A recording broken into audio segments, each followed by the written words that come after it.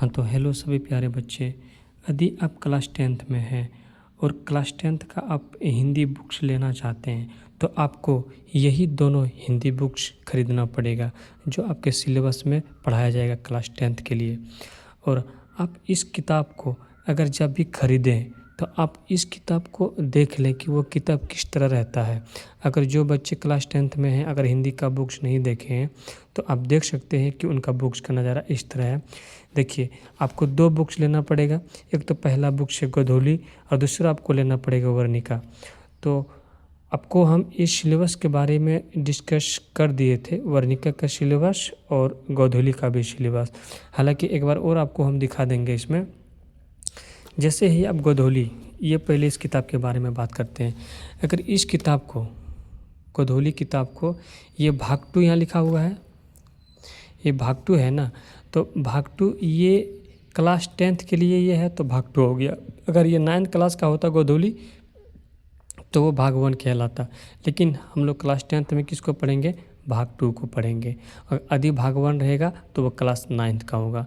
तो देखिए, ये जो गोधूली बुक्स है ये हिंदी है, ठीक है ना। और इसमें जो आप देखेंगे सिलेबस, यहाँ देखिए स्पष्ट लिखा हुआ है कि 10वीं कक्षा के लिए, यहाँ लिखा है 10वीं कक्षा की हिंदी पाठ्य पुस्तक। अब उसके बाद आगे जैसे आप खोलिएगा ना तो उसका सिलेबस यहाँ पे दिया रहेगा। अब देखिए, यहाँ पे देखिए, ये जो सिलेबस है हम लिखाए थे ना कि जो गोधूली का जो सिलेबस है, एक होता है गद्य खंड और एक होता है काव्य खंड। तो देखिए, यहाँ गद्य खंड में जो है ना हम लिखाए होंगे आपको श्रम विभाजन और जाति प्रथा। उसको दूसरा नंबर में लिखाए होंगे विष के दांत। और तीसरा नंबर में क्या है? भारत से हम क्या सीखें। फिर चौथा नंबर में नाखून क्यों बढ़ते हैं। उसके बाद नागरी लिपि, फिर बहादुर, फिर परंपरा का मूल्यांकन, उसके बाद जीत जीत में निरखतु, अवन्यो, मछली, नौबत खाने में इबादत, शिक्षा और संस्कृति। तो जब आपको ये टॉपिक बाय टॉपिक क्लास में पढ़ाया जाएगा, ये कल से इसको हम लोग स्टार्ट करेंगे। तो अभी आप ज़रा इसको सुन लीजिएगा कि ये जो भीमराव अंबेडकर है, तो ये जो हम लिखाए थे ना आपको पहला नंबर में श्रम विभाजन और जाति प्रथा, ये किसने लिखा था? तो ये भीमराव अंबेडकर ने लिखा था। इस लेखक के बारे में आप लोगों को ऐसा ट्रिक बताएंगे कि आपको आसानी से वो चीज़ क्या हो, याद रह सके। जब हम क्लास को स्टार्ट करेंगे टॉपिक बाय टॉपिक पढ़ाने के लिए, तब आपको ये आसानी से इजीली में समझ आ जाएगा। अब उसके बाद इसको पढ़ाने के बाद ये जो गद्य खंड में है, ये जो 12 टॉपिक है। अब उसके बाद फिर काव्य खंड में आप देखेंगे तो यहाँ भी आपको 12 टॉपिक्स मिलेगा। तो देखिए, राम बीनू वीर थे जगी जन्मा, जो नर दुख में दुख नहीं माने, ये सब सभी जो सिलेबस है। तो ये इस बुक्स के अंदर काव्य खंड का ये टॉपिक है, ठीक है। तो गद्य खंड और काव्य खंड, ये दोनों टॉपिक कौन से बुक्स में आपको मिलेगा? तो ये गोधूली में मिलेगा। और यदि आप इस बुक को और इधर और पलटा के आप देखेंगे तो यहाँ टॉपिक आपको मिल जाएगा। सबसे पहला टॉपिक क्या है? भीमराव अंबेडकर। उसके बाद फिर जैसे उल्टाएंगे आप इधर,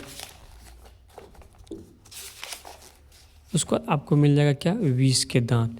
ये सारा जो आपको कहानी है, चाहे निबंध हो, चाहे कविताएं हो, जो भी है, आप पेज उल्टाते जाएंगे और आपको वो सभी मिलते जाएगा।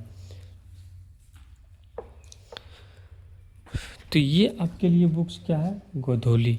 ये क्या? भाग 2। इस बुक को लेने के बाद आपको एक बुक और देखना है। तो कौन सा बुक? तो आप देख लीजिए, वर्णिका। ये कौन सा बुक है? वर्णिका। ये भी भाग 2 है। एक और वर्णिका होगा जिनको हम लोग क्या बोलेंगे? भाग 1। तो भाग 1 वो जो रहेगा वो क्लास 9th के लिए रहेगा। स्पष्ट लिखा हुआ ये क्लास 10 के लिए बुक है, क्लास 10th के लिए। अगर इसको हम उल्टाएंगे तो आप देख सकते हैं कि इसका सिलेबस यहाँ दिया गया है। तो देखिए, हम जो आप लोगों को पढ़ा रहे थे वो क्या था? दही वाली मगम्मा, ढहते विश्वास, माँ, नगर, धरती कब तक घूमेगी। ये जो सिलेबस आपका है, ये सिलेबस हम स्पष्ट आप लोगों को क्या किए थे, लिखा दिए थे। ठीक है, सिलेबस पूरा लिखा दिए थे। अब देखिए यहाँ पे विषय सूची में इसमें टोटल कितना टॉपिक है, तो 5 ही टॉपिक है और आपको इसमें जो पढ़ना है वो 5 ही टॉपिक पढ़ना है। तो सबसे पहले जो पढ़ेंगे वो पढ़ेंगे दही वाली मगम्मा, उसका दूसरा में आप पढ़ेंगे ढहते विश्वास, उसका तीसरा में माँ, फिर चौथा में नगर, पाँचवा में धरती कब तक घूमेगी। ये सभी इसमें टॉपिक है। अब जैसे इस पेज को इधर देखेंगे, अब देखिए यहाँ से, यानी कि ये जो दही वाली मगम्मा है ये किसने लिखा है, तो श्रीनिवास ने लिखा है इसको। ठीक है, ये सभी लेखक का नाम है। ये जो आप देख रहे हैं यहाँ पे, ये सभी क्या है, लेखक का नाम है। तो ये जो लेखक का नाम है ना, इसको जब ये सभी टॉपिक पढ़ाया जाएगा तो इसके साथ में लेखक का नाम भी समझाया जाएगा, उसके बारे में डिटेल्स भी में भी बताया जाएगा। और अगर आप दही वाली मगम्मा को अगर पढ़ेंगे तो इस बुक में 1 से 12 नंबर पेज तक सिर्फ आपको दही वाली मगम्मा ही मिलेगा। उसी में क्वेश्चन आंसर से लेकर के वो कहानी आपका दिया हुआ रहेगा। अगर जैसे ही आप थोड़ा सा आगे बढ़ेंगे इधर, तो आप देखिए यहाँ से आपका टॉपिक स्टार्ट हो जाएगा।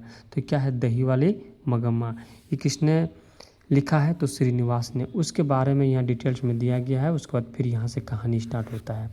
तो इसको हम लोग क्लास में बारीकी से समझाएंगे। अभी जो आपको दिखाएं वो सिर्फ बुक से दिखाएं कि जब भी आप किताब लें तो इस तरह से देख करके आप खरीदेंगे। ठीक है, तो चलिए मिलते हैं अगली वीडियो में क्लास के साथ में। तो आज के लिए इतना ही।